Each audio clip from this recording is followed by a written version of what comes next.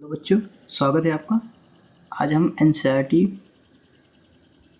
का class 10th mathematics start करेंगे। जो पहला चैप्टर है वास्तविक संख्या, तो उसे आज हम लोग पढ़ने के लिए तैयार हैं। तो रेडी रहिए। वास्तविक संख्या में होता क्या है? सबसे पहले वास्तविक संख्या जो जानते हैं कि वास्तविक संख्या कितने प्रकार की हो सकती है, कैसे हो सकती है, उन सभी चीज़ों का हम डिटेल में थोड़ा सा पढ़ेंगे, क्योंकि प्रश्नावली 1.1 को हल करने से पहले कुछ बेसिक चीज़ें जानना ज़रूरी है।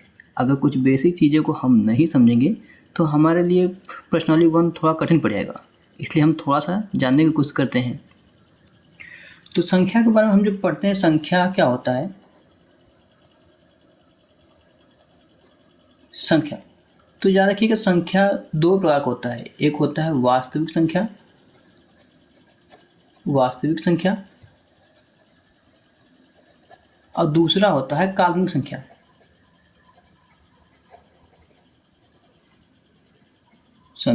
ठीक है। अब ये वास्तविक संख्या होता क्या है? वास्तविक संख्या तो बहुत सारी चीज़ें होती हैं। जैसे पहला वास्तविक संख्या में हम लोग लिखते हैं पहला प्राकृतिक संख्या। जिसे इंग्लिश में बोलते हैं नेचुरल नंबर, और दर्शाते हैं कैपिटल एन से। दूसरा होता है पूर्ण संख्या,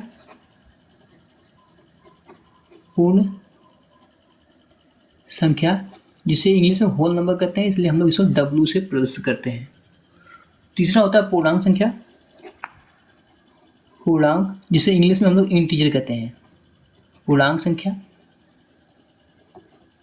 जिसे हम लोग Z से रिप्रेजेंट करते हैं, कैपिटल Z से भी हम लोग रिप्रेजेंट करते हैं, तो इसमें कोई डरने वाली बात नहीं है। तो ये बेसिक चीज़ें हैं, पहले आप लोग को जान लीजिए कि होते क्या है इस सब में। तो चौथा परिमेय संख्या होता है,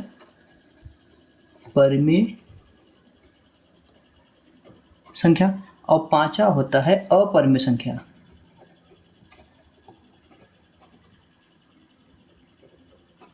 ध्यान दीजिएगा, मैं कुछ कहना चाहता हूँ कि जो आपका 2023 और 24 का जो पैटर्न है एनसीईआरटी का, उसमें बहुत सारा बदलाव आया है बच्चों, और इस बदलाव में बहुत सी चीज़ें आपके कार्ड पे दिए गए हैं। तो आपको जो प्रश्नावली 1.1 है वो पिछले साल का 1.2 वाला आ गया, और इसमें बहुत सी चीज़ों को जो काटा है, तो आपको नए सिलेबस के अकॉर्डिंग पढ़ना है। तो उन चीज़ों को हम लोग ध्यान में रखते हुए पढ़ेंगे। तो सबसे पहले जान लेते हैं काल्पनिक संख्या क्या है।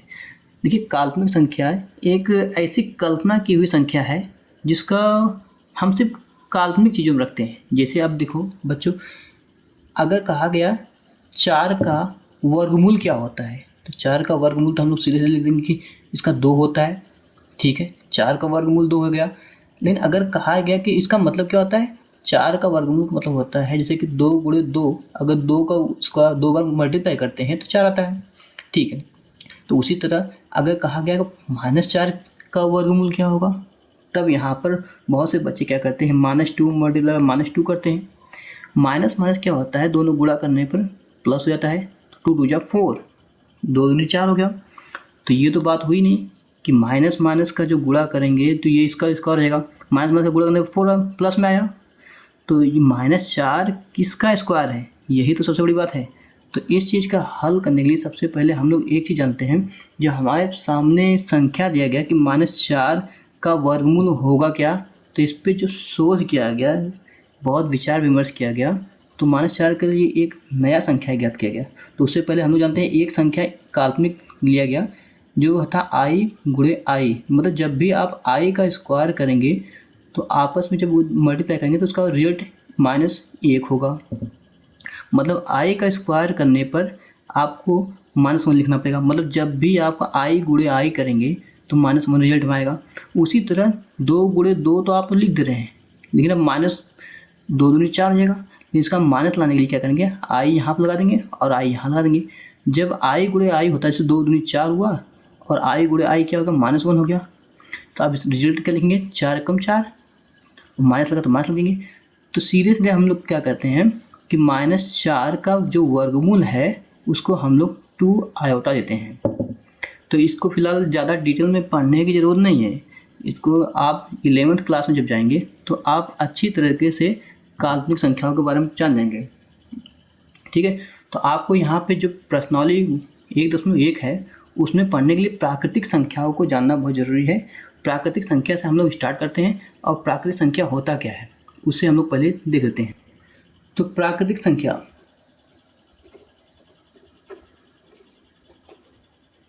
प्राकृतिक संख्या क्या होता है बच्चों, देखो ध्यान से। प्राकृतिक संख्या क्या होता है, जितने भी वह संख्या है जो हम लोग गिन सकते हैं आसानी से, जिसका कोई टुकड़ा ना करके, बिना किसी टुकड़ा, जैसे आप कहते हैं ना कि 1 2 3 4 5, जैसे मेरे पास पेन है, अब मेरे पास पेन जो होगी संख्या, वो तो पेन की जो संख्या होगी नंबर में होगा, मतलब 1 2 3 4, ऐसा नहीं होगा कि 1.5 हो गया, 1.6 हो गया, ऐसा नहीं। जो होगा वो प्योर नंबर होगा, पूरी तरह से वो नंबर ही होगा। तो उस नंबर को हम लोग जितना भी रिप्रेजेंट करते हैं, जैसे किसी भी एकदम आज़ाद, एकदम कहते हैं ना स्वतंत्र रूप से कोई नंबर अगर लिख सकते हैं तो वो था, ये सब गिनती है जिसको हम लोग आसानी से गिन सकते हैं और आसानी से कहीं भी प्रदर्शित कर सकते हैं, इस्तेमाल कर सकते हैं। तो इन संख्याओं को क्या कहते हैं, प्राकृतिक संख्या। और ये कहाँ तक जाती है, अनंत तक जाती है। 1 2 3 4 5 6 7, मतलब जिनको हम गिन सकते हैं, जिनको हम गिन सकते हैं वह काल्पनिक संख्या होता है। मतलब जिनको हम किसी भी वस्तु को गिनने के लिए जिनका इस्तेमाल करते हैं, उन संख्याओं को हम काल्पनिक, मतलब प्राकृतिक संख्या कहते हैं। इस बात को हमेशा याद रखिएगा, वह प्राकृतिक संख्या होता है, संख्या, ठीक है। और इसे दर्शाते किससे बच्चों, कैपिटल एन से या स्मॉल एन से भी बहुत बार होता है। 1 2 3 4 5 6, ऐसे ही अनंत तक जाएगा। अब पूर्ण संख्या, जो ये पहला था, ये दूसरा क्या था, पूर्ण संख्या। अब पूर्ण संख्या होता क्या बच्चों, पूर्ण संख्या जिसे हम इंग्लिश में बोलते हैं होल नंबर, होल नंबर,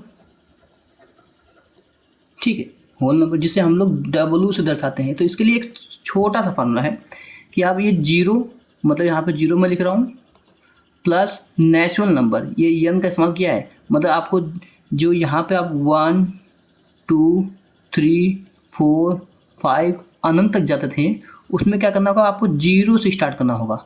बस ये हो गया पूर्ण संख्या, जिसे इंग्लिश में बोलते हैं होल नंबर। पूर्ण संख्या क्या करता है, इसमें कुछ नहीं करना नहीं है, जो भी आप संख्याओं को गिन सकते हैं, मतलब प्राकृतिक संख्याओं का जो श्रेणी है उसको रख दीजिए, और वो कहाँ से स्टार्ट होगा, 0 से। नेचुरल जो प्राकृतिक संख्या था उसमें सबसे छोटी संख्या क्या थी, 1 थी।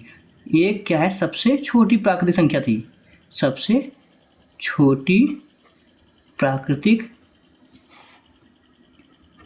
संख्या। जो आपका 1 था सबसे छोटी प्राकृतिक संख्या था, और यहाँ पे सबसे छोटा नंबर 1 था तो 1 से स्टार्ट होगा, लेकिन जो आपका पूर्ण संख्या है वो 0 से स्टार्ट होगा। तो मतलब सब 0 क्या है, सबसे छोटा पूर्ण संख्या है ये। इस बात को हमेशा याद रखिएगा बच्चों, इसमें कोई प्रॉब्लम नहीं होनी चाहिए आप लोगों को। तो इसका तीसरा जो आता है पूर्णांक संख्या है। पूर्णांक संख्या क्या होता है, इसे भी देख लेते हैं हम लोग, जिसे इंग्लिश में इंटीजर कहते हैं, और इसे कैपिटल Z से प्रदर्शित करते हैं बच्चों। इसमें घबराने की कोई बात नहीं है। जो आपके पूर्णांक संख्या होते हैं, देखिए अभी तक आपने नेचुरल नंबर में पढ़ा 1 2 3 4 5 6 आता है। पूर्ण संख्या में पढ़ा 0 1 1 2 3 4 5 अंत तक जाएगा। अब पूर्णांक जो संख्या होती है उसमें तो 0 1 2 3 4 5 6 7 अनंत तक तो आएगा ही बच्चों। जो ये संख्या है एक तरफ से पूर्ण संख्या है, ऐसा नहीं कि इसका कोई टुकड़ा हुआ 1.1 1.2 3 1.5, ऐसा नहीं, ये पूर्ण रूप से संख्या है। लेकिन इसका एक और रूपांतर है कि -1 -2 -3 -4 -5, ऐसे ही अनंत तक जाएगा माइनस में। तो निगेटिव मतलब ऋणात्मक संख्याएं, 0 और धनात्मक संख्याएं भी सभी पूर्णांक होती हैं बच्चों। बस याद रखिएगा, ऐसा नहीं होना चाहिए 1.5 2.6 8.1, ये सब संख्याएं जो है पूर्ण रूप से नहीं है। पूर्ण संख्याएं जिससे पूरा कंप्लीट नंबर होना चाहिए। ये देखिए 1 2, 3, 4 ये सब पूर्ण संख्या है, और ये सब क्या है, पूर्ण संख्या है नहीं है। तो यहाँ पर देखिए 0 है, ये 0 क्या है, पूर्ण संख्या है, ठीक है, पूर्णांक हो गया। यहाँ पे क्या है, सब धनात्मक पूर्णांक है, धनात्मक पूर्णांक, ठीक बच्चों। और ये सब क्या है, ऋणात्मक पूर्णांक है, ऋणात्मक पूर्णांक, ठीक है। यहाँ तक समझ आया। यहाँ से 0 के इस बगल क्या है, ऋणात्मक पूर्णांक है, 0 के इस बगल से क्या है, धनात्मक पूर्णांक है, और बीच में 0 भी एक पूर्णांक संख्या है, ठीक है बच्चों। यहाँ तक किसी को कोई प्रॉब्लम? देखते हैं भाज्य संख्या क्या होती है। भाज्य संख्या ऐसी संख्या है जो 2 के पहाड़े से कट जाए या फिर किसी और भी संख्या से कट जाए। खुद के पहाड़ में तो कटता ही है, लेकिन किसी और भी संख्या से भी वो कट जाए। जैसे आपके सामने मैं देता हूँ, जैसे 10 आया आपके सामने, 10 क्या है, देखिए 10 जो है 2 से भी कट जाएगा, आ गया 5। 10 जो है 5 से भी कट जाएगा, आ गया 2। मतलब ऐसी संख्या है जो 2 से तो पक्का कटेगा, और उसके अलावा किसी और अन्य संख्याओं से भी कटेगा। जैसे अगर कहा जाए कि वह संख्या जिनका गुणनखंड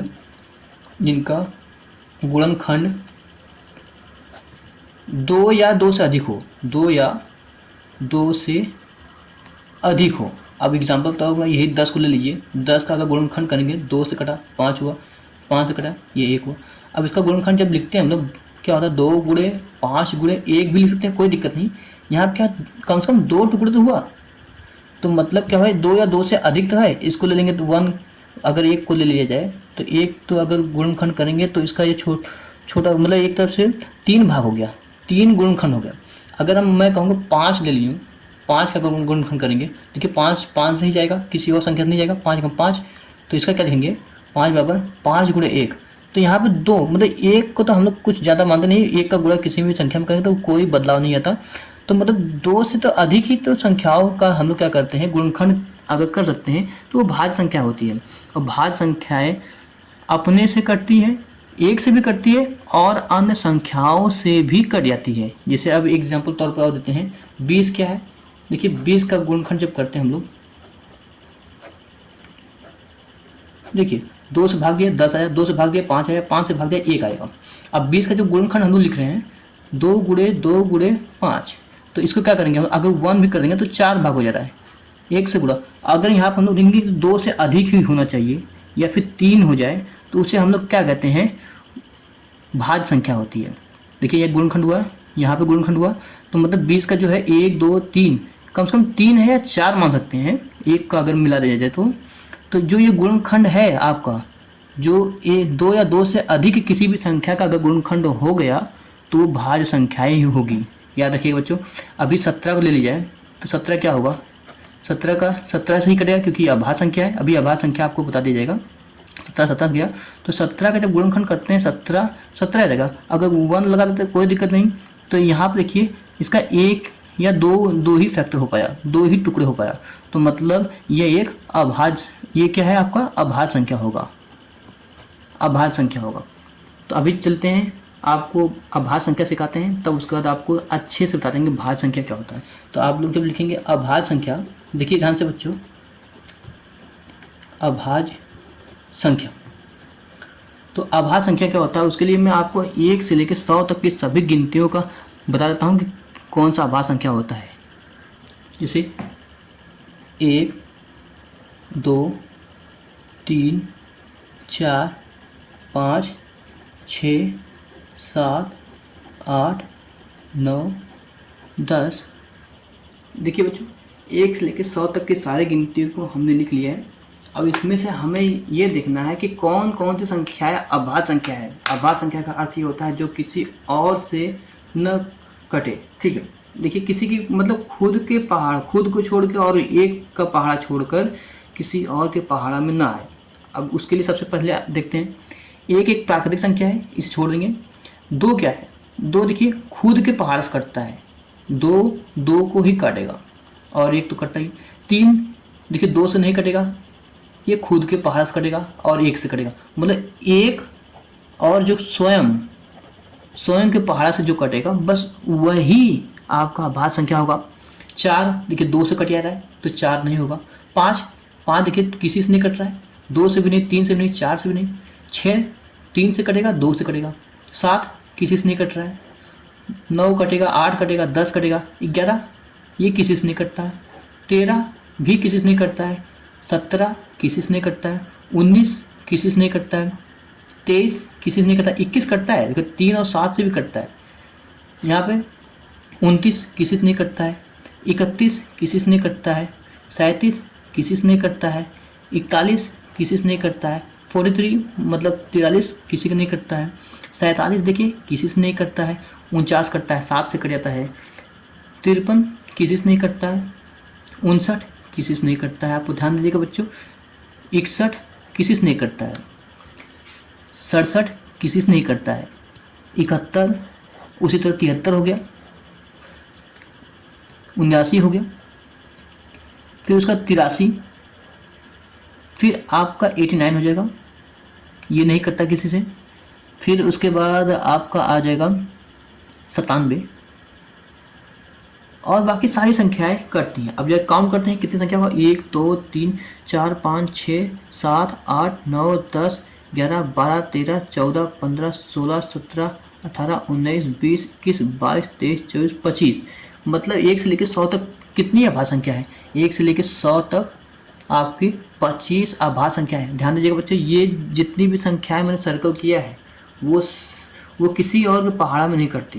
तो मतलब वह संख्या जो किसी के भी मतलब किसी से भी काटने पर कटे ना, पूर्णतः कटे ना, कुछ भी ना कटे, तो वो सिर्फ अपने ही पहाड़ा में कटे, अपने ही टेबल में कटे, ऐसी संख्याओं को हम अभाज्य संख्या कहते हैं। ठीक है बच्चों, जिनका गुणनखंड 2 से अधिक संभव न हो सके, या एक ही होता है या फिर 2 होता है। जैसे 2 का क्या मतलब है, जैसे 23 का क्या होगा, अगर हम लोग 23 का गुणनखंड करते हैं तो 23 खुद से कटता है, एक गुण तो लगभग 2 हो गया, बस 2 से नीचे ही रहता है। ये कहना है उसका गुणनखंड क्या होना चाहिए, बहुत कम होता है, गुणनखंड होता ही नहीं है, गुणनखंड नहीं हो पाता। इस बात को याद रखिएगा बच्चों। अब उसी तरह बच्चों प्रश्न 1.1 में इम्पॉर्टेंट है कुछ चीज़ों का, ये भी 2 से विभाजिता का नियम। अब ये क्या होता है बच्चों, ध्यान देगा, बहुत आसान है। 2 से देखो 2 से संख्या वही का विभाजित होगी पूर्णतः जिनके अंत में, जिसे बोलते हैं जिन संख्याओं के अंत में, जिन संख्याओं के अंत में 0, 2, 4, 6, 8 आते हो। अब जैसे मेरा कहने का मतलब ये है, जैसे मान लीजिए 10 क्या होगा, 2 से विभाजित हो जाएगा, 2 बचे 10, ठीक है। जैसे 12 हो गया, 2 से विभाजित हो जाएगा, 6 आ गया। अब जैसे 24 हो गया, 24 क्या है, 2 से विभाजित हो जाएगा, ये क्या हो गया 12। अब जैसे 26 मान लीजिए, ये भी 2 से कट जाएगा। अब अगर यहाँ पे 18 लिख दूँ, ये भी कट जाएगा। मतलब देखिए यहाँ पे 0 था, यहाँ पे 2 था, यहाँ पे 4 था, यहाँ पे 6 था और यहाँ पे 8 था। मतलब जिन संख्याओं के अंत में 0, 2, 4, 6, 8 आएंगे वो सभी संख्या 2 से विभाजित होगी। इस बात को हमेशा नोट कर लीजिए बच्चों, इसमें कोई संख्या नहीं, मतलब सभी सम संख्याएं, सभी सम संख्याएं 2 से विभाजित होंगी, 2 से विभाजित होंगी। 10 के लास्ट में 0 है, 12 के लास्ट में 0 है, 24 के लास्ट में 4 है, 26 के लास्ट में 6 है, 18 के लास्ट में 8 है, ये सभी 2 से कट जाएंगे। उसी तरह बच्चों 3 से विभाजिता का नियम क्या होगा, अब इस पर ध्यान दीजिएगा।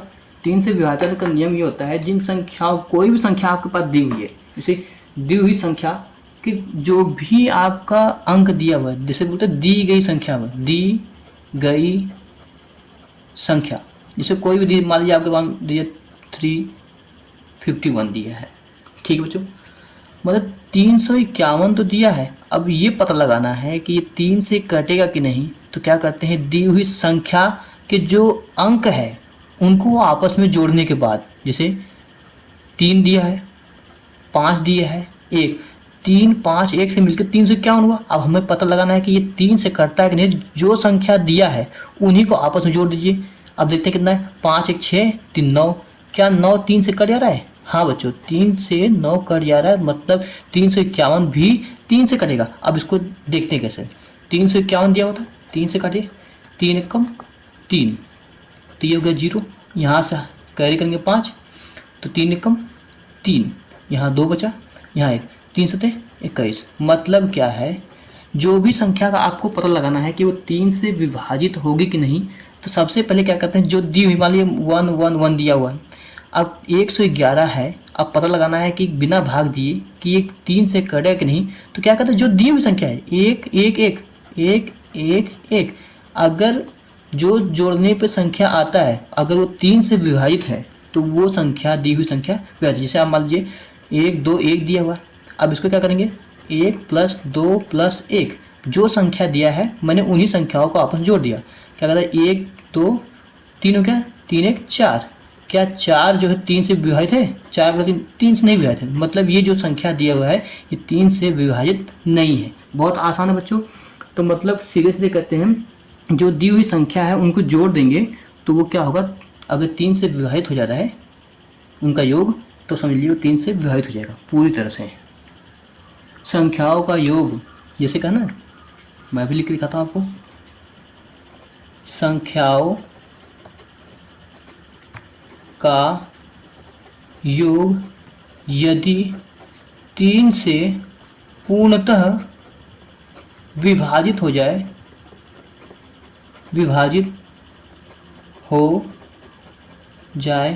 तब दी हुई संख्या 3 से विभाजित होगी।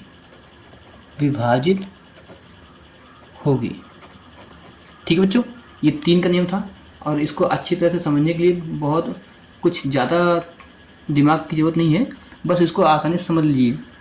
तो अब हम लोग देखते हैं 4 से विभाजित होने का नियम क्या क्या है।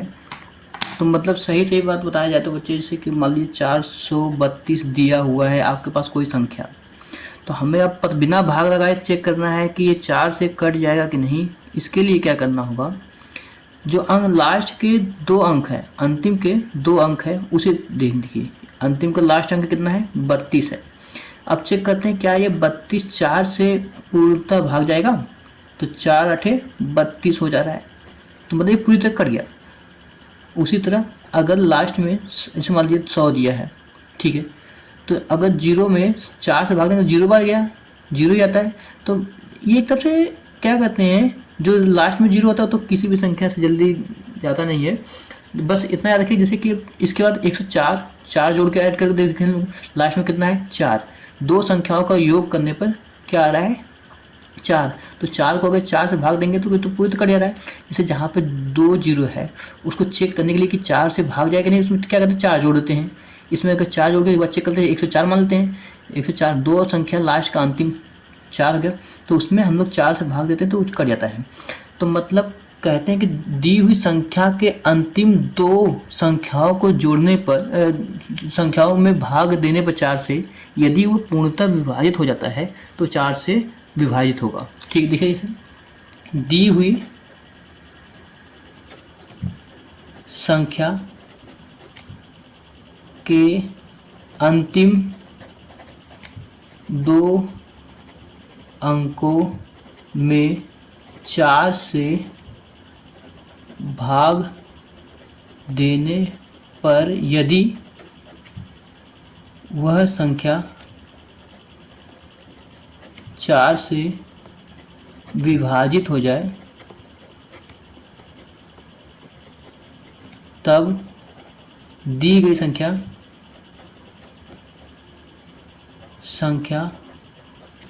4 से पूर्णतः विभाजित होगा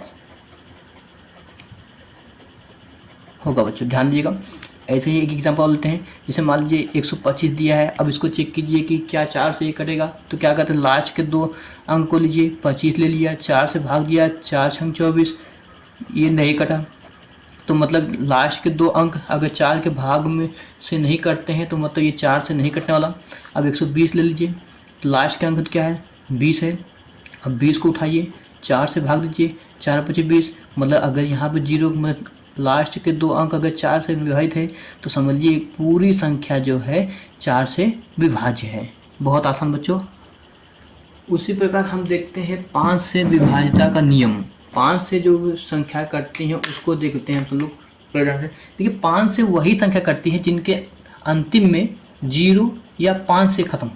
जैसे आपको 10 दे दिया जाए, 15 दे दिया जाए, 25 दे दिया जाए, 40 दे दिया जाए, 50 दे दिया जाए, इन संख्याओं के अंतिम में देखिए 0 है, 5 है, यहाँ पे 5 है, यहाँ पे 0 है, यहाँ पे 5। मतलब जिन संख्याओं के अंत में 0 और 5 आए वो सभी संख्याएं 5 से विभाजित होंगी। यहाँ पे देखिए जिन संख्याओं के अंत में 0 और 5 आए वो सभी संख्या 5 से विभाजित होंगी। बहुत आसान बच्चों। अब इसके लिए चाहते हैं एग्जाम्पल दिए 125, लास्ट में क्या है 5 है, ठीक है। 125 में अगर हम 5 से भाग दे देंगे, 5 से भाग देंगे, 5 दूनी 10, यहाँ 2 हो गया, 5 हासिल हो गया, कैरी 50, 25 कट गया। अब एक बार और चेक करते हैं 124 क्या ये 5 से जाएगा, क्योंकि लास्ट में 0 और 5 नहीं है, तो 5 से भाग देंगे, 5 दूनी 10, ये 2 आ गया, 5 चौक 20। देखिए यहाँ पर शेषफल बच गया, मतलब ये 5 से विभाजित नहीं है। बस यही रूल था बच्चों। अब इसके बाद हम लोग प्रश्नावली शुरू करते हैं अपना। प्रश्नावली ये क्या कहता है बच्चों, जो पहला प्रश्न है उसमें दिया हुआ है निम्नलिखित संख्याओं का अभाज्य गुणनखंड के गुणनफल के रूप में लिखिए। अभी जो हमने कुछ समय पहले सीखा, अभाज्य गुणनखंड जो अभाज्य संख्या जो किसी से नहीं कटती है, जिनका गुणनखंड बहुत कम होता है, 2 से भी कम होता है या 2 होता है, उनको हम लोग अभाज्य गुणनखंड कहते हैं। तो उसी को हम लोग लेके चलते हैं तो कि उसका करना क्या है। तो सबसे पहले आप लोग जब 140 का अभाज्य गुणनखंड करेंगे, देखिए इसको गुणनखंड के रूप में लिखना है। बस क्या कहते हैं, देखिए 2 से कटा रहा है, क्योंकि 2 से जो विभाज्यता का नियम था, अंतिम की संख्या 2 मतलब 0 2 4 6, तो मतलब 2 से कट रहा है, तो हम लोग छोटे से छोटे अभाज्य संख्या से ही भाग देंगे, याद रखिएगा, तभी उसको गुणनखंड कहेंगे। और सिस्टमैटिक ढंग से कि इसके बाद अगर ये 2 से नहीं कटा तो उससे बड़ी संख्या, तो उससे बड़ी संख्या, जिससे ये कटते जाएगा उससे काटेंगे, लेकिन छोटे से लेके चलेंगे, छोटे से बड़े की तरफ। तो क्या होगा, 2 सते 14, फिर अभी भी 0 आया है, 2 से कटेगा, 2 तिहाई 6, 2 बचे 10। अब देखिए किससे कटेगा, 3 से तो कटेगा नहीं, 3 और 5 8 हो गया, 8 जो है 3 से भाग नहीं आता, तो इसलिए 5 से भागते हैं, क्योंकि लास्ट में 5 है, 5 से 35। अब देखिए 7 खुद से आता है, तो आप क्या करते हैं 140 का जो हम लोग गुणनखंड करते हैं, 2 गुणे 2 गुणे 5 गुणे 7। अब इनको एक तरीके से और लिख लेते हैं। 140 को अगर चाहे तो आप ये तो लिख सकते हैं, इसको आंसर मान सकते हो, लेकिन अगर देखिए 2 2 बार है तो 2 घाते 2 कर दीजिए, गुणे 5 एक बार है, 5 घाते 1, 7 एक बार है, इसको सकते हैं। ये हो गया आंसर आपका। चाहे तो इस तरह कर दीजिए, चाहे इस तरह, जो भी आपको समझ आए उस तरह से कर सकते हैं बच्चों आप। उसी तरह बच्चों 256 का दिया हुआ है, इसका अगर गुणनखंड करेंगे हम लोग तो क्या करेंगे, 256 अगर 2 से भाग देंगे, 2 एक कम 2, 2 दूनी 4, 2 8 16, 2 से भाग दीजिए, 2 छंग 12, 2 चौक 8, 2 से भाग दीजिए 32 हो गया, 2 से भाग दीजिए 16 हो जाएगा, 2 से भाग दीजिए 8 हो जाएगा, 2 से भाग दीजिए 4 हो जाएगा, 2 से भाग दीजिए 2 हो जाएगा, 2 से भाग दीजिए 1 हो जाएगा। अब देखिए मैं क्या कर रहा हूँ, 256 दिया हुआ है, 1 2 3 4 5 6 7 8 बार, 2 गुणे 2 गुणे 2 गुणे 2 गुणे 2 गुणे 2 गुणे 2। अब देखिए 2 कितनी बार है, इसको तो एक तरह से लिख सकते हैं 256, चाहे इसी भी आंसर छोड़ दीजिए, या फिर 1 2 3 4 5 6 7 8, तो 2 घाते 8 भी लिख सकते हैं, ये भी आंसर लिख सकते हैं आप चाहे तो ये भी आंसर लिख सकते हैं, दोनों में से कोई भी लिखेंगे सब सही है बच्चों। माफ़ कीजिएगा बच्चों, यहाँ पे 156 था, इस जगह पे जो था 156 था, अगर 156 का आप लोग निकालेंगे तो 2 से भाग देंगे, ये 78 हो जाएगा, 2 से भाग देंगे ये 39 हो जाएगा, 2 से भाग देंगे 3 से भाग देंगे, क्योंकि देखिए 3 और 9 कितना 12, और यहाँ पे सम संख्या नहीं है तो 2 से नहीं जाएगा, 3 एकम 3, 3 त्रिका 9, तो 13 से भाग जाएगा, यहाँ 1 है। तो 156 का अगर हम लोग गुणनखंड करेंगे 2 गुणे 2 गुणे 3 गुणे 13, तो यहाँ पे देखिए 2 कितनी बार है, 2 बार, 2 घाते 2 कर देंगे, 3 एक बार है और 13 एक बार है, कोई दिक्कत नहीं है। यहाँ यही आप आंसर भी लिख सकते हैं। ठीक है बच्चों, यहाँ पे चलिए ये आपको प्रैक्टिस के लिए हो गया 256 जो कर दिया, ताकि कोई दिक्कत नहीं इसमें। देखिए तीसरा प्रश्न कहता है 3825, इसका गुणनखंड कीजिए। तो अब चेक करते हैं, देखिए यहाँ से 5 से तो जाएगा क्योंकि 5 लास्ट में आ रहा है, ठीक है, लेकिन उससे पहले छोटी संख्या से चेक करते हैं। 2 से नहीं जाएगा क्योंकि यहाँ पे 0 2 4 6 8 नहीं दिया हुआ है। अब 3 से चेक करते हैं, 3 8 11 11 2 13 13 5 18, मतलब 3 से जाएगा बच्चों। 3 एकम 3, 3 दूनी 6, 2 हासिल, 3 सते 21, 3 पचे 15। क्या अभी भी ये 3 से जाएगा? हाँ बच्चों, अभी क्योंकि इनको जोड़ने पर जो संख्या आ रही है वो 3 से कटेगा। 3 चौक 12, 3 दूनी 6, 3 पचे 15, क्या अभी भी 3 से जाएगा? अब इसको चेक किया, 4 2 6 6 5 11, नहीं 3 से नहीं जाएगा। अब इसको चेक करते हैं 5 से, 5 8 40, फिर 5 8 25,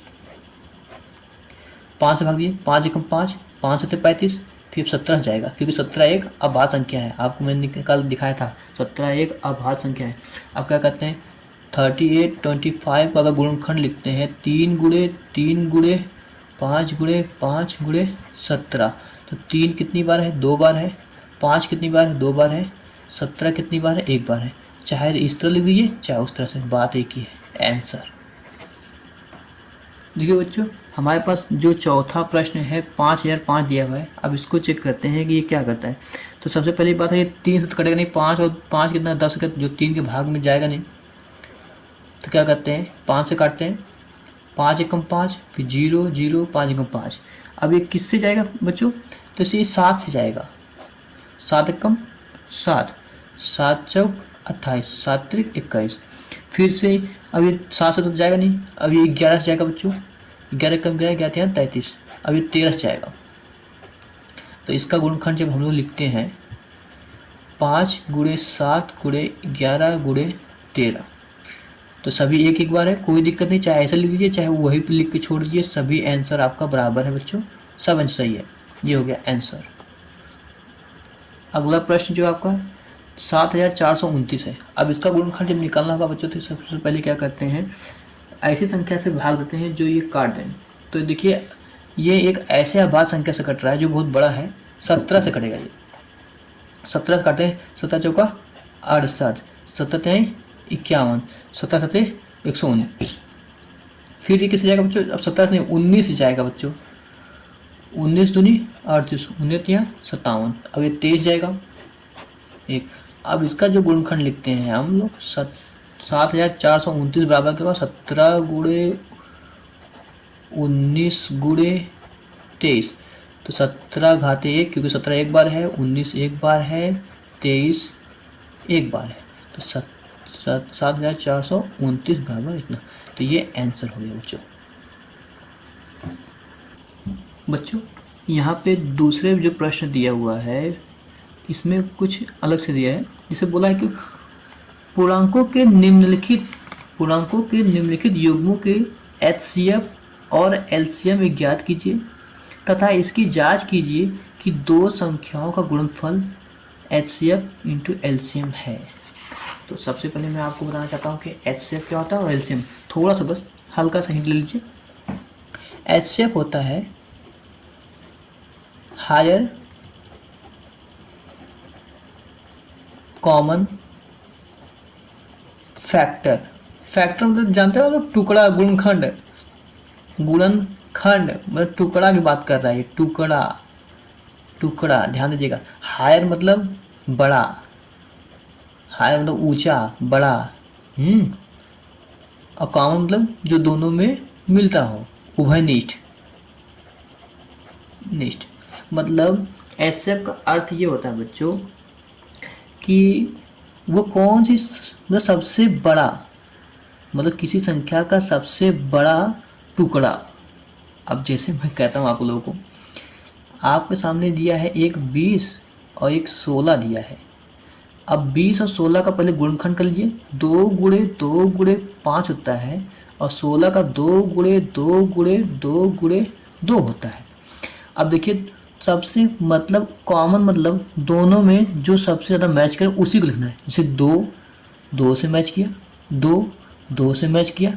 अब जो मैच किया है सब उसी को लिखेंगे आप। 2 गुणे 2 मतलब 4। अब इससे सीखने क्या मिला, ध्यान दीजिएगा। अगर हम लोग 20 और 4 का देखेंगे, जैसे कह रहे हैं कि 4 वह सबसे बड़ा मतलब सबसे ऊंचा नंबर है जो इन दोनों संख्याओं को काट देता है। मतलब इन दोनों संख्याओं का एक छोटा मतलब एक वो सबसे बड़ा टुकड़ा यही है जो इन दोनों काटता है। अब इससे ऊपर जैसे 5 हो गया, 6 हो गया, 7 हो गया, 20 तक ले जाइए पूरा यहाँ तक। यहाँ से जितनी भी संख्या है इन दोनों को एक साथ नहीं काट सकते। याद रखिएगा, एक साथ दोनों को काट ही नहीं सकती। मतलब इससे पहले 2 आता है, इससे पहले 1 आता है, 2 तो इन दोनों को काट देगा, लेकिन सबसे बड़ा कौन है यहाँ पे, क्या कर रहा है, हायर। तो सबसे बड़ा 4 है। अभी एक तरफ से दिखे जैसे 20 और 16। अब देखिए 20 किसके पढ़ा में आता है, 1 आता है, 2 के पढ़ा में आता है, 4 के पढ़ा में आता है, 5 के पढ़ा में आता है, 10 के पढ़ा में आता है, 20 के पढ़ा में आता है। 16 जो है 1 के पढ़ा में आता है, 2 के पढ़ा में आता है, 4 के आता है, 8 के आता है, 16 का आता है। अब ध्यान दीजिए ये 20 जो है, ये जो संख्या लिखी है कि ये 20 इन सभी के पहाड़ों में आता है, इन सभी के टेबल में आता है 20। 16 मतलब इन सभी के पहाड़ों में आता है, इनके अलावा किसी और पहाड़ में नहीं आता। तो देखते हैं सबसे बड़ा संख्या जो है जो मैच करता हो। 1 मैच कर रहा है, 2 मैच कर रहा है, 4 से मैच कर रहा है, लेकिन इसके बाद कोई भी संख्या एक दूसरे से मैच नहीं करती। मतलब सीधे मैं ये कहना चाहता हूँ कि 4 वो सबसे बड़ी संख्या है। यहाँ पर हायर, HCF का मतलब होता है हायर, बड़ा संख्या की बात कर रहा है। तो मतलब 4 सबसे बड़ी संख्या वो है जो इन दोनों का टुकड़ा है, फैक्टर। देखिए फैक्टर मतलब गुणनखंड है। ये ऐसा इनका गुणनखंड है जो सबसे बड़ा है, जो काट सकता है। फैक्टर मतलब टुकड़ा होता है। तो 20 और 16 का ऐसा टुकड़ा है जो दोनों को काट देता है, 20 को भी काटता है, 16 को भी काटता है। HCF का मतलब यही होता है। अब जरा ध्यान दीजिएगा LCM क्या होता है। LCM lowest common multiplication. अब ध्यान दीजिएगा मल्टीप्लिकेशन का मतलब एक तरफ से पहाड़ा समझिएगा, पहाड़ा टेबल जिसको इंग्लिश में बोलते हैं। ध्यान दीजिएगा बहुत आसान है बच्चों। एलसीएम क्या करता है, इसका मतलब देखो लिस्ट मतलब या लोवेस्ट की लिस्ट की जो भी बात है, लोवेस्ट कॉमन फैक्टर मल्टीप्लिकेशन। मतलब लोवेस्ट मतलब होता है सबसे कम, नीचे वाला, या सबसे कम कॉमन मतलब होता है उभयनिष्ठ, मतलब जो दोनों में हो, उभयनिष्ठ या सब में हो। जैसे देखिए आपको मैं सुनाता हूँ आपको एलसीएम का मतलब क्या होता है। जैसे 8 दिया है और 12 दिया है, ठीक है। अब क्या करते हैं, आप इन दोनों का पहले पहाड़ लिखते हैं, क्योंकि मल्टीप्लिकेशन मतलब होता है पहाड़ा, गुणा, ठीक है। तो 8 एक कम 8, 8 दूनी 16, 8 त्रिक 24, 8 चौक 32, 8 पंजे 40, 8 छंग 48, 8 सत्ते 56, 8 नए 64। ऐसे 12 क्या करेंगे, 12 क्या होगा ध्यान दीजिएगा, 12 एक कम 12, 12 दूनी 24, 12 तिया 36, 12 चौक 48, 12 पंचे 60, 12 छंग 72, 12 सत्ते 84। चलिए मान लीजिए यहाँ तक लिख लिया मैंने, बहुत सारे आगे आएंगे न जाने, ये अनंत तक संख्याएं आती रहेंगी। अब देखिए एलसीएम का अर्थ होता है lowest common factor. Lowest common factor का मतलब होता है सबसे छोटा कौन सा मल्टीप्लिकेशन है। 8 देखिए मैच कर रहा है नहीं, लेकिन 24 मतलब सबसे छोटा नंबर तो ये मैच कर रहा है। इसके बाद देखिए आपको 48 भी मैच कर रहा है। ऐसी बहुत सारी संख्या मैच करेंगी, लेकिन सबसे छोटा कौन सा है जो सबसे छोटा मैच कर रहा है, ये मतलब मैं ये कहना चाहता हूँ 8 और 12 का जब पहाड़ा पढ़ेंगे तो सबसे पहली बार वो 24 भी जाके मिलेंगे। ये होता है एलसीएम। और आपको एलसीएम निकालने का सबसे आसान तरीका है 8 और 12 को ऐसे कॉमन लिख लीजिए, 2 से कटेंगे, ये 4 हो गया, ये 6 हो गया, 2 से कटेगा, ये 2 होगा, ये 3 होगा, 2 से कटेगा, ये 1 हो जाएगा। जो नहीं कटेगा उसको वैसे लिख देते हैं, ये 3 जो नहीं कटता उसको वैसे लिख देते हैं। तो 3 ये 1 हो गया, ये 3 हो गया। अब देखिए 2 दूनी 4, 4 दूनी 8, 8 त्रिक 24। इस तरह से 2 गुणे 2 गुणे 2 गुणे 3 मतलब क्या करेंगे, 2 दूनी 4, 4 दूनी 8, 4 तीन 12, 8 8 त्रिक 24 आंसर आ जाएगा आपका। ऐसे ये होता है। अब चलते हैं हम लोग मेन टॉपिक पे। तो हमें 26 और 91 ये पहली संख्या, मतलब बोला ना कि दो संख्याओं का गुणनफल, मतलब पहला संख्या ये है, दूसरा संख्या ये है, तो इन दोनों का गुणनफल HCF, जो इन दोनों का HCF आएगा और जो इन दोनों का LCM आएगा, आपस में गुणा करेंगे और चेक करते हैं कि दोनों बराबर आता है कि नहीं। तो सबसे पहले हम लोग क्या करते हैं, 26 का गुणनखंड निकालेंगे और यहाँ पे 91 का गुणनखंड निकालेंगे बच्चों। 26 का गुणनफल 2 से जाएगा, 13 हो गया, 13 से गया 1 हो गया, ये किससे जाएगा बच्चों, 7 से जाएगा, ये 13 हो गया और ये 13 गया 1 हो गया। अब दोनों का गुणनफल लिखिए, 26 2 गुणे 13, 91 का क्या होगा 7 गुणे 13। तो HCF क्या करता है, पहले देखिए जब आप HCF निकालते हो तो सबसे पहले जो कॉमन होगा उसे ही एक बार लिखेंगे, ये हो गया 13, ठीक है। तो मतलब 26 और 91 का जो HCF आया है वो 13 है। LCM देखिए, LCM भी देखो बहुत आसान तरीका है, जो कॉमन हुआ है उसको तो एक बार लिखेंगे ही, और जो कॉमन नहीं हुआ उसको एक बार, जो कॉमन हुआ है उसे एक बार लिखेंगे बच्चों, एक बार लिखेंगे, याद रखिएगा एक बार। तो यहाँ पर मैंने 13 को एक बार लिख दिया, अब 2 कॉमन नहीं होता तो 2 लिख देंगे, और 7 भी, क्योंकि दोनों में चाहे जितनी बार आए उसको एक बार लिखना पड़ता है, जो कॉमन है उसको एक बार और जो नहीं कॉमन है उसको एक बार। एलसीएम में ये होता है, HCF में ये होता है कि जो कॉमन होगा सिर्फ उसी को लिखना है, और जो एलसीएम में जो कॉमन होगा उसको एक बार लिखेंगे ही, और जो कॉमन नहीं होगा उसे भी एक बार लिखेंगे। 13 दूनी 26, 13 91, 91 दूनी 182, 182 आएगा, ठीक है, 182 है। अब देखते हैं यहाँ से आपका प्रथम संख्या 26 था, द्वितीय संख्या 91 था, तो ये बोल रहा है कि दो संख्याओं का गुणनफल, मतलब प्रथम संख्या जांच कर रहे हैं हम लोग बच्चों, जांच प्रथम संख्या गुणे द्वितीय संख्या बराबर क्या आ जाता है HCF। देखिए HCF गुणे LCM, HCF गुणे LCM। देखिए बच्चों बहुत आसान है। पहला संख्या क्या आपको देता है 26 गुणे 91 बराबर HCF कितना दिया हुआ है, HCF जो आपका दिया हुआ है 13 है, LCM कितना दिया है 182 दिया हुआ है बच्चों। यहाँ तक तो सब कुछ सही है, ठीक है। जो 91 और 26 का जब गुणा करते हैं तो 2366 आता है, और जब 13 का गुणा 182 में करते हैं तभी भी 2366 आता है। देखिए दोनों तरफ बराबर है, जो जिन दो संख्याओं का हमने HCF निकाला और LCM निकाला दोनों ही बराबर है, दोनों संख्याओं का गुणा करेंगे और दोनों संख्याओं का HCF और LCM का जो गुणा करते हैं दोनों बराबर आता है। तो इस तरह से हमारा ये होता है कि जांच पर कंप्लीट है, दोनों आंसर मैच करता है, समझिए हमारा सवाल सही है। अगर गलत आता है तब वहीं पर प्रॉब्लम होता है। दूसरा सवाल क्या कहता है, 510 और 92 दिया हुआ है, तो क्या करेंगे 510 का गुणनखंड निकालिए अलग से और 92 का गुणनखंड निकाल लीजिए। तो फटाफट हम लोग करेंगे, 2 से गया 255 हो गया, फिर 3 से गया 85 हो जाएगा, 5 कम 5 सत्ते 35, 17 से गया एक बार गया, फिर ये देखिए सम संख्या तो मतलब 2 से जाएगा 46 हो गया, 2 से 2 दूनी 4, 2 जाए 6, फिर यहाँ पे 23 से तो ये 1 हो गया। अब देखिए यहाँ से HCF निकालना है आपको, HCF होगा कितना, और यहाँ पे HCF क्या होगा, पहले देखिए संख्या 510 और कितना दिया है 92 का गुणनखंड लिख लेते हैं, 2 गुणे 3 गुणे 5 गुणे 17, 2 गुणे 23। देखिए 2 मैच किया और कुछ है और कुछ नहीं मैच कर रहा है, तो मतलब HCF कितना आया बच्चों 2 आया है। LCM कितना आएगा, LCM कितना आएगा, ध्यान जो एक बार कॉमन हुआ है उसको एक बार लिखेंगे 2, 3 कॉमन नहीं हुआ है, 3 कॉमन नहीं हुआ था, 5 भी कॉमन नहीं हुआ है, 17 भी कॉमन नहीं हुआ है, यहाँ पर देखिए 2 कॉमन नहीं हुआ है, 23 कॉमन नहीं हुआ है। और इन सब का जब गुणा करते हैं 23,460 आता है बच्चों, 23,700।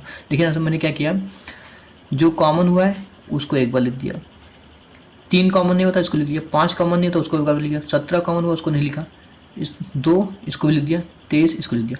मतलब LCM में आपको क्या करना है, तो जो कॉमन होगा उसको एक बार और जो कॉमन नहीं होगा उसको एक बार लिखते जाएंगे, और सबका गुणा करना 23,460 है। ठीक है बच्चों, अब हम इसकी जांच करेंगे।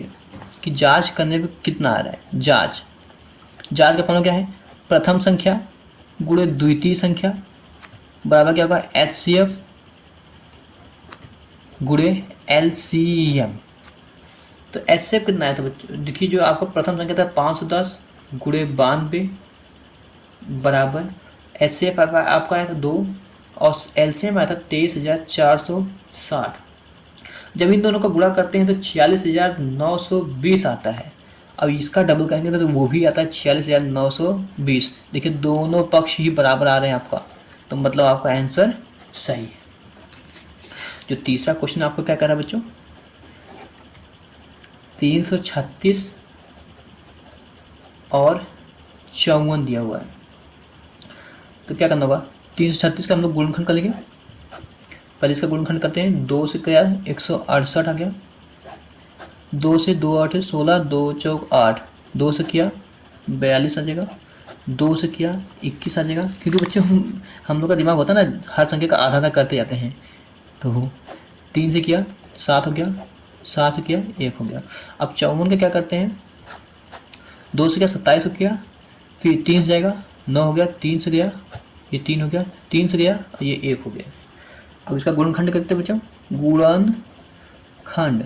अब देखते हैं क्या करता है, 336 का गुणनखंड होगा और 54 का जो गुणनखंड होगा, 336 का गुणनखंड क्या होगा बच्चों, यहाँ देखिए 2 गुणे 2 गुणे 2 गुणे 2 गुणे 3 गुणे 7 हो गया। और 54 क्या होगा, 2 गुणे 3 गुणे 3 गुणे 3 हो गया। देखिए जो कॉमन होगा उससे पहले ऐसे निकाल, यहाँ देखिए HCF निकालना है, HCF और LCM।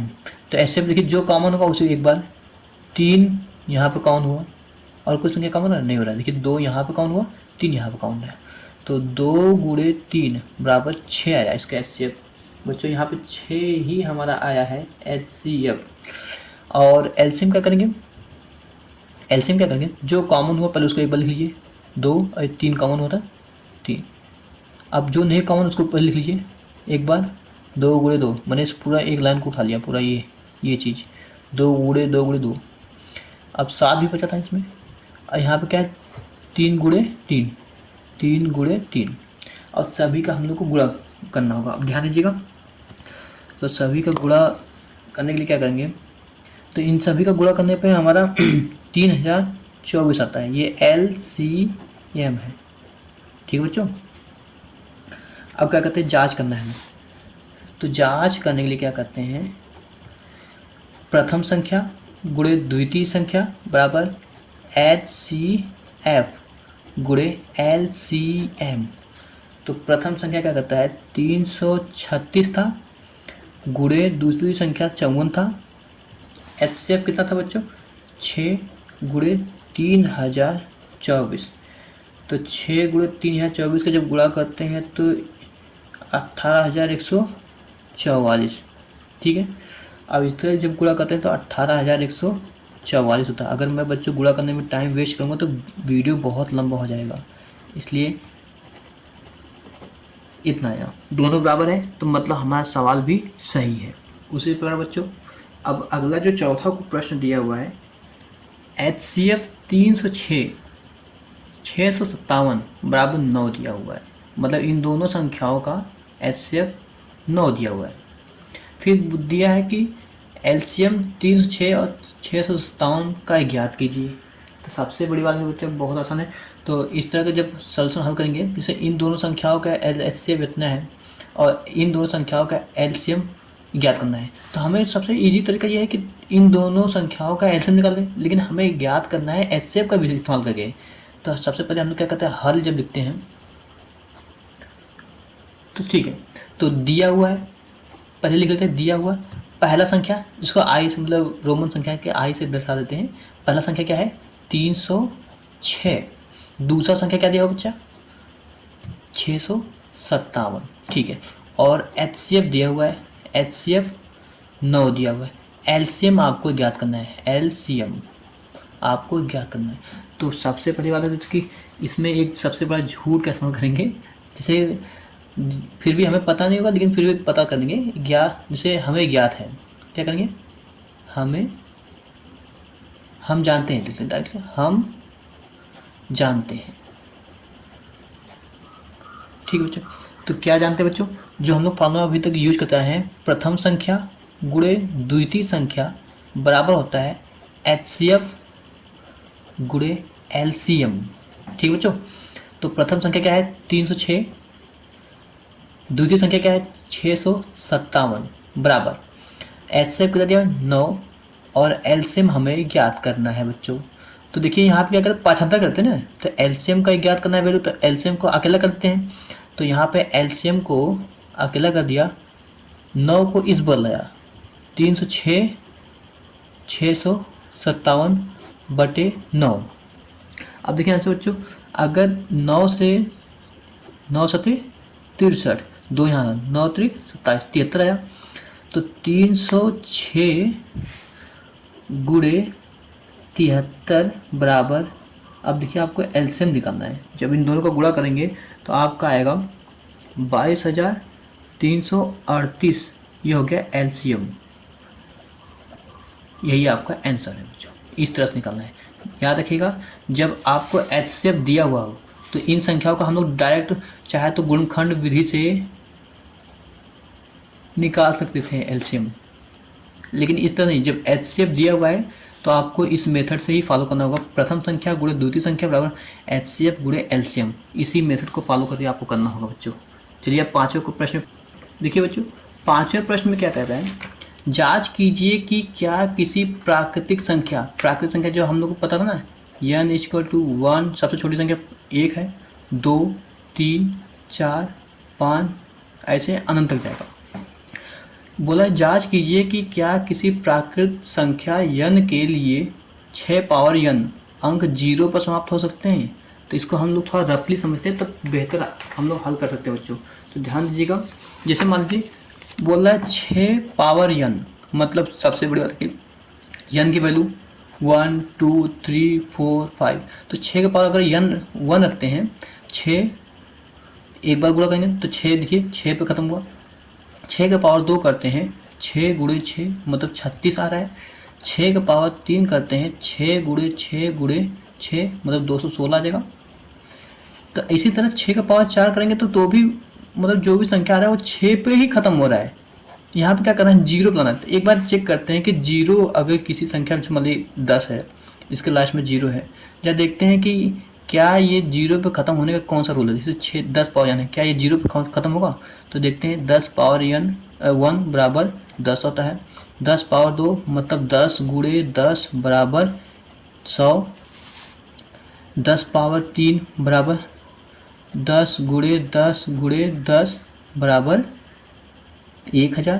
तो हम लोग ऐसे जाएंगे तो बार बार 0 पे ख़त्म हो रहा है। इसका रीज़न क्या है, सबसे पहले ध्यान दीजिएगा, जो हम लोग 10 का गुणनखंड करेंगे, जैसे 2 5 बार गया 5 1, तो क्या हो गया 2 गुणे 5, मतलब जिन गुणनखंड में ये जोड़ा 2 गुणे 5 का जोड़ा आएगा वो क्या होगा 0 पे समाप्त होगा, 0 पर समाप्त होगा। ठीक है, अब जब 6 में चेक करते हैं, 6 का गुणनखंड करते हैं, 2 3 बार गया, 3 से क्या 1 हो गया। तो 6 का जो गुणनखंड आता है 2 गुणे 3, देखिए इसमें 2 तो है पर इसमें 5 नहीं है, 5 नहीं है।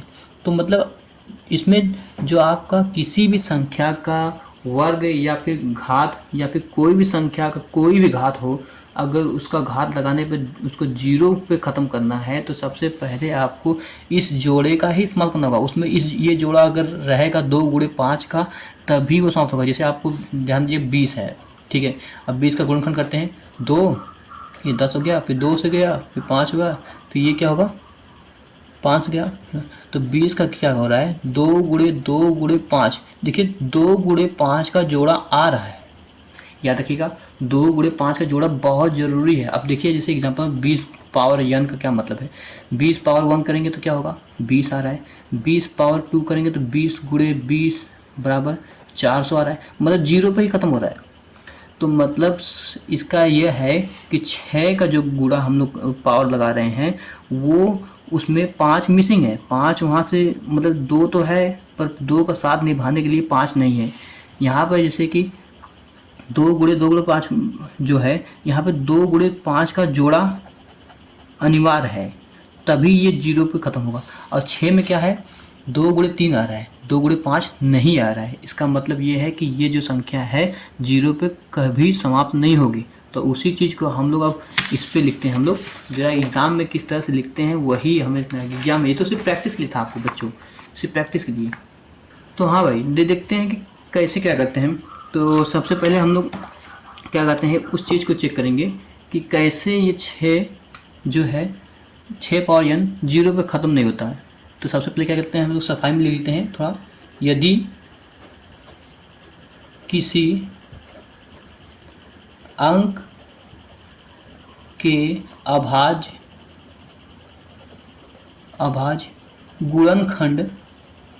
गुणनखंडों में 2 तथा 5 दोनों अनिवार्य रूप से उपस्थित होना चाहिए। बच्चों ये बात याद रखिएगा, एग्जाम में भी आप लोग ऐसे लिखेंगे, तभी वह संख्या 0 पर समाप्त होगा। ठीक है। अब 6 पावर n ये आपको प्रश्न में दिया हुआ है। तो 2 गुणे 3 इसका गुणनखंड होता है 2 गुणे 3 पावर n। तो देखिए 2 पावर n 3 पावर n हो गया, लेकिन इसमें 5 पावर n अगर होता वो तो काम हो जाता।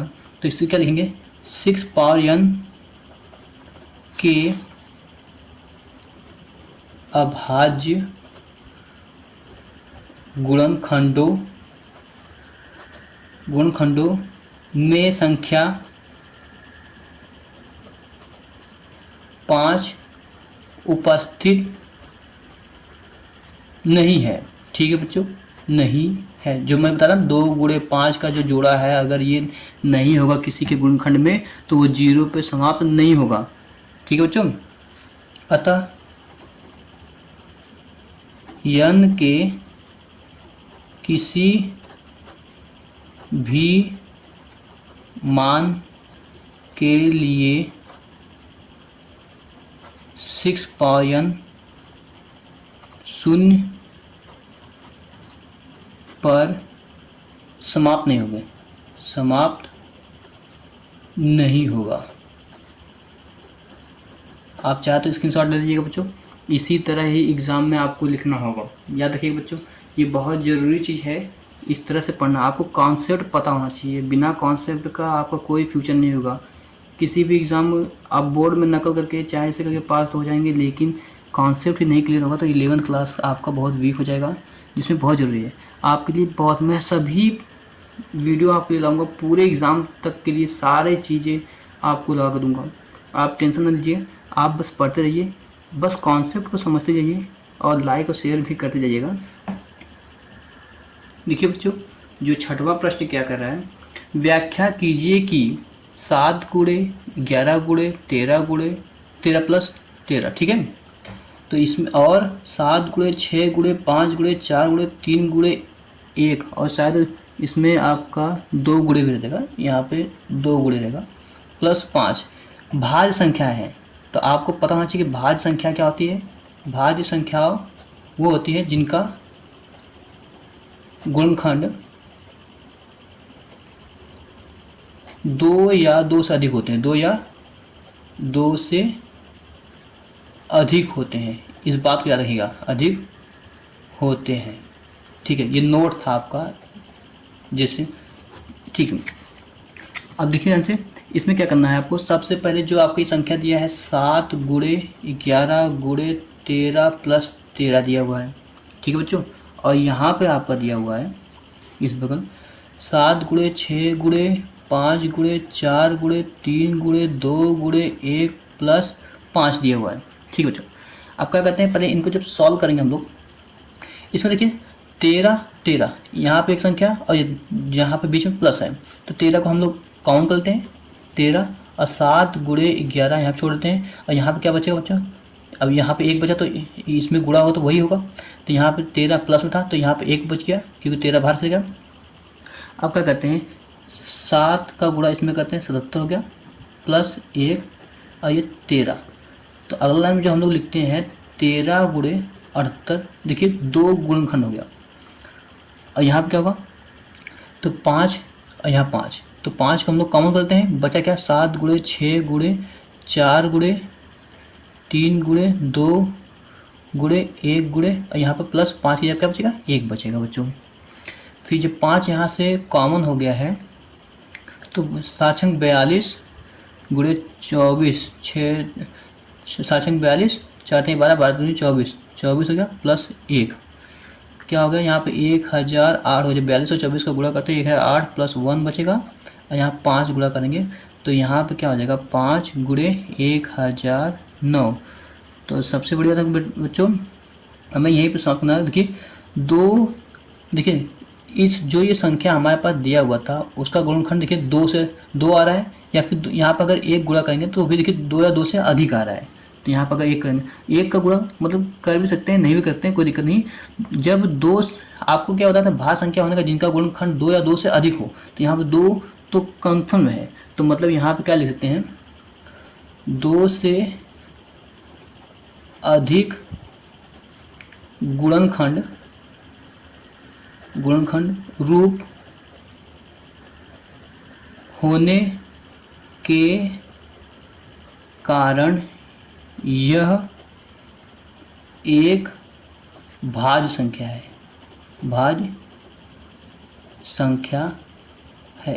ठीक है बच्चों। अब हम लोग 7वें प्रश्न देखिए ध्यान से, अगर स्क्रीनशॉट लेना चाहे तो आप लोग ले सकते हैं, आप लोग स्क्रीनशॉट, ठीक। हाँ बच्चों, आपका 7वां जो प्रश्न है ये देखिए बहुत इंपॉर्टेंट है, इसको ध्यान से देखिएगा। बोल रहा है कि किसी खेल के मैदान के चारों ओर एक वृत्ताकार पथ है, ठीक है। ये मान लीजिए आपके पास एक खेल का मैदान है और इसके चारों तरफ एक वृत्ताकार पथ है, ठीक है। इस मैदान का एक चक्कर लगाने में सोनिया को 18 मिनट लगता है, ठीक है। सोनिया को 18 मिनट लगता है, सोनिया यहाँ पे लिखता हूँ, सोनिया 18 मिनट, ये दिया हुआ है, ठीक है, दिया है, ठीक है। सोनिया को 18 मिनट लगता है, ठीक। जबकि इसी मैदान का एक चक्कर लगाने में रवि को 12 मिनट लगते हैं। रवि को भाई लिख दो, रवि 12 मिनट, ठीक है। मान लीजिए कि वे दोनों एक ही स्थान और एक ही समय पर चलना प्रारंभ करते हैं, ठीक है। एक ही समय, यहाँ से मान लीजिए ये पॉइंट ए है, यहाँ से दोनों चलना प्रारंभ करते हैं एक ही दिशा में, ठीक है, एक ही दिशा में प्रारंभ करते हैं। कितने समय बाद वे पुनः प्रारंभिक स्थान पर मिलेंगे, मतलब ध्यान दीजिएगा, जैसे कि मान लीजिए रवि यहाँ से निकला, फटाक से 18 मिनट जैसे बिता तो यहाँ पर वापस पहुँच जाएगा, मतलब 18 मिनट में रवि पूरा कंप्लीट करता है यहाँ तक आने में। लेकिन सोनिया क्या करेगी, 12 मिनट मतलब रवि 12 मिनट में कंप्लीट करेगा फटाफट। ये देखिए फास्ट चल रहा है, जिसको कम समय लगेगा एक चक्कर लगाने में वो ज़्यादा तेज होगा। तो रवि क्या कर रहा है, 12 मिनट में यहाँ से यहाँ तक आ जाता है, ठीक है। सोनिया उसी पथ को 18 मिनट में कर रही है। मान लीजिए रवि जब एक चक्कर यहाँ से पूरा कंप्लीट करता है 12 मिनट में एक चक्कर, तो सोनिया यहाँ पर पहुँची रहती है। ये होगा इसका मतलब कुछ और मिनट रहा होगा। फिर यहाँ जब रवि यहाँ से और आगे निकलता होगा, यहाँ मान लीजिए कर रहा होगा, तो यहाँ पर सोनिया पहुँचती होगी 18 मिनट में, क्योंकि वो एक चक्कर कंप्लीट करती होगी और रवि यहाँ पहुँचा होगा। फिर जब सोनिया यहाँ से यहाँ चलती होगी, फिर यहाँ से रवि से घूमते हुए यहाँ तक पहुँचेगा, फिर सोनिया यहाँ पे, फिर रवि यहाँ पे, मतलब दोनों के कब जाकर एक समय ऐसा आएगा कि दोनों एक साथ होंगे, फिर वापस दोनों एक समय एक वापस साथ में मिलेंगे। जैसे देखिए यहाँ फिर रवि यहाँ से निकला, दोनों यहाँ से हैं, अभी ए पॉइंट पे दोनों खड़े हुए। रवि 12 मिनट में एक चक्कर कंप्लीट करेगा। सोनिया क्या करेगी, अभी जब 12 मिनट गुजरे होंगे तो सोनिया यहाँ पर पहुँची होगी। जब तक उसका 18 मिनट नहीं होगा तो यहाँ तक पहुँचेगी नहीं, तब तक रवि आगे निकल चुका होगा, वापस दूसरा चक्कर मारता होगा। फिर जब सोनिया यहाँ पहुँचेगी, रवि यहाँ मान लीजिए कहीं पर होगा। फिर जैसे सोनिया और आगे निकलेगी तो रवि तब तक यहाँ पे पहुँच जा चुका होगा। फिर ऐसे करते करते रवि की स्पीड और सोनिया की स्पीड मतलब दोनों एक जगह पॉइंट पे ऐसे होगा जहाँ पे आकर मिलेंगे। तो वही हमें ज्ञात करना होगा कि वो कौन सा समय होगा जब वो दोनों पहली बार फिर से मिलेंगे, फिर से। तो जब वो वैसे तो दिन भर को न जाने कितनी बार मिलेंगे, अगर दिन भर दौड़ते रहें तो पहली बार जब पूछ रहा है मिलने के लिए, तो मतलब वो सबसे छोटी संख्या पूछ रहा है कि कब वो वापस भेंट करेंगे एक दूसरे से। तो जब आप लोग को जब वो पूछे, पहला पूछे या सबसे छोटा पूछे या फिर कुछ ऐसा चीज़ पूछे, तो उसके लिए क्या करना पड़ता है आपको, एलसीएम निकालना पड़ता है। याद रखिएगा, अगर बड़ा पूछे तो एचसीएफ निकालना पड़ता है, और जब छोटा या पहला पूछे तो वो एलसीएम निकालना पड़ता है। तो इस तरीके का, तो क्या करेंगे, 18 दिया हुआ है किसका, सोनिया का, तो इसका एलसीएम निकालेंगे, 9 हो गया, फिर 3 से जाएगा, ये 3 हो गया, 1 हो गया। अब देखिए रवि को 12 मिनट लगते हैं, 2 से भाग किया 6 हो गया, 2 से किया 3 हो गया, 3 हो गया, 1 हो गया। आपको एलसीएम निकालना है। तो सबसे पहले क्या करेंगे आप लोग, 18 2 गुणे 3 गुणे 3, 12 क्या होगा, 2 गुणे 2 गुणे 3। तो दोनों में कॉमन क्या है, देखिए 2 कॉमन हो गया, 3 कॉमन हो गया। तो हम लोगों ने क्या सीखा है, एलसीएम में क्या करते हैं, जो कॉमन होगा उसको एक बार, 2 कॉमन है तो एक बार लिख देंगे, 3 कॉमन है तो उसको भी एक बार लिख देंगे, और जो कॉमन नहीं है उसको भी एक बार लिखेंगे। यहाँ पे 3 बचा है, 3 लिख दीजिए, यहाँ पे 2 बचा है तो 2 लिख दीजिए। तो आया क्या आंसर, 2 3 6, 6 3 18, 18 दूनी 36। मतलब रवि जब एक चक्कर पूरा करेगा तो सोनिया यहाँ कहीं पहुँचेगी, लेकिन फिर जब ऐसे आगे आगे बढ़ेंगे, सोनिया भी आगे बढ़ेगी, तो रवि जाकर यहाँ कहीं पर दोनों वापस मिलेंगे। तो मतलब 36 मिनट के बाद, 36 मिनट पे वो दोनों पुनः अपने प्रारंभिक स्थिति पे मिलेंगे। ठीक है दोस्तों, पहली बार वो मिलेंगे। आपको अगर वीडियो पसंद आया हो तो लाइक और शेयर कर दीजिएगा बच्चों। इसी तरह आपको पूरा साल भर का कंटेंट मिल जाएगा 2024 के एग्ज़ाम के लिए। पूरा मैथ, फिजिक्स, 12th तक का, 9 से लेके 12th तक का सभी मिलेगा आपको। और क्लास 8th का जो होगा सीबीएसई बोर्ड या फिर यूपी बोर्ड, उन सभी लोगों का भी मैथ मिलेगा आपको। बस लाइक और शेयर कर दीजिए पसंद आए तो, और बिना लॉजिक का पढ़ते मत आइए, पढ़िए पूरा मेथड से। ठीक बच्चों।